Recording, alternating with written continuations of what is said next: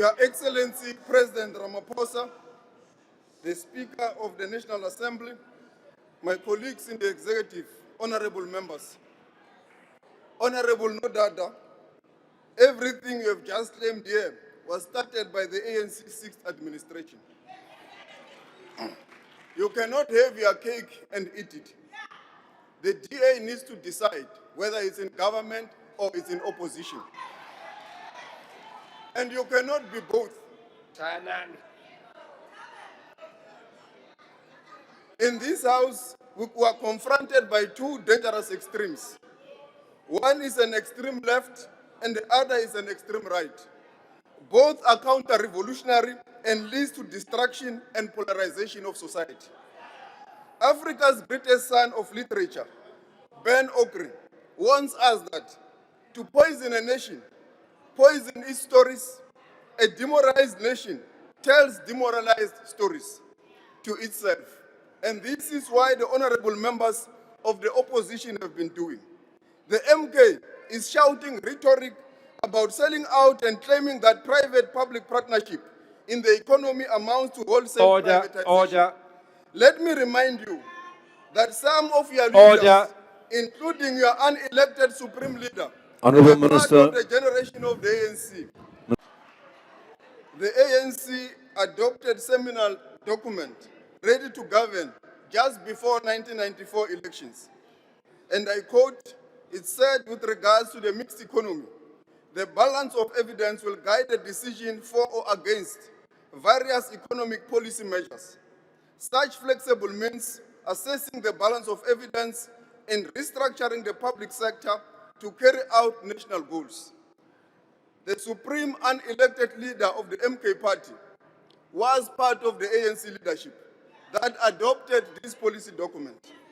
It goes on to say, such a mixed economy will foster a new and a constructive relationship between the people, the state, the trade union movement, and the private sector, and the markets. The mixed economy policy is not an invention of President Ramaphosa, as the MK is claiming today. If there is a sellout, it's the supreme unelected leader of the MK for abandoning his principles for political inconvenience, for political convenience. President Ramaphosa will never get tired of cleaning the mess of your supreme unelected leader. He has cleaned the mess in state-owned enterprises, ESCOM, Transnet, SARS, the list is endless. ANC and societal renewal is in full swing and is irreversible. He sold everything. Umngameli uRamaphosa so ukhulumile nomngameli waseRussia ubaba uPutin ukuthi abasebenzisane ukuletha ingane. Ubaba uZuma azithengisile wazithengisela Lamanga. lezo ingane sezisendleleni. Point of order. Point of order. Ubaba onjani othengisa ingane zakhe. Kodwa iANC ishayile induku lapha eMzumbe municipality. Lapho iMK party beyine 40%. Kodwa manje iANC ibuyile yayithatha iward lapha eMzumbe. iMK party ithole nje kuphela u60%. Khuluma ngeportfolio yakho. Lokho kuyakhomba ukuthi ama-elections esingakawarigi siwawine kahle njengamalengiso. So siyabonga umphakathi waseMzumbe lapha eKwaZulu Natal ukuthi nisupport inhlangano yabantu le kuyi-ANC. Anwinanga kwilinkathi eMzumbe. Honorable Zamani has sufficiently refilled the empty mind on Western Sahara that was displayed by Honorable Dlela. The world today, at a time where the world was in throes of a Cold War, the late Reverend Jesse Jackson said we should keep hope alive.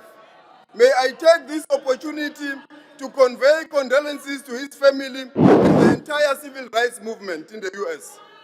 Mr. President, when you delivered the State of the Nation address last Thursday, you spoke of a world in turmoil, a world where the strong bully the weak, and where the trade is used as a weapon. Around that same time, Honorable Muda and Honorable Trollip, the Munich Security Conference was taking place in Munich. At that gathering, we heard a clear message, a call to revive the old logic of empire through Mr. Rubio, a longing for days of colonial domination, an appeal to build a new alliance rooted in conquest, invasion, and plunder, the very antithesis of the right to self-determination and recognition of our sovereignty. As we debate the State of the Nation address and the direction of our country, those calls for a new Western century are too loud to ignore. Faced with these calls, we must reaffirm that we have always known Africa is our destiny and Africa is our future.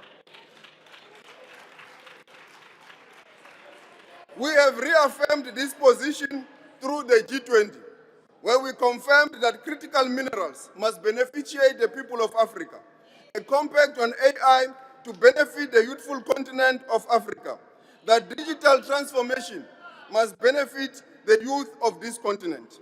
We have done so for the African child.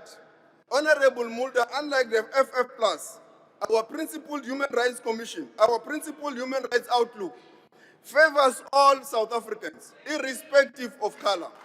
We do not only speak for the privileged white minority or only for black South Africans or for any colored nationality. We speak for all South Africans because we have a responsibility to lead our country. We speak for all South Africans on Gaza. We speak for all South Africans on Ukraine and Russia to build a peaceful society. We have been consistent even at the UN General Assembly to speak about the sovereignty and the UN Charter. You yourself, your party, only speak for white supremacists. We are very clear as the ANC-led government that our responsibility is to all South Africans. And we will continue to do so, to build a nation united in our diversity. To build a united nation means that we must ensure that the economy is inclusive. The World Bank's report has stated that South Africa's economy is not inclusive because the majority of black South Africans are excluded from the economy.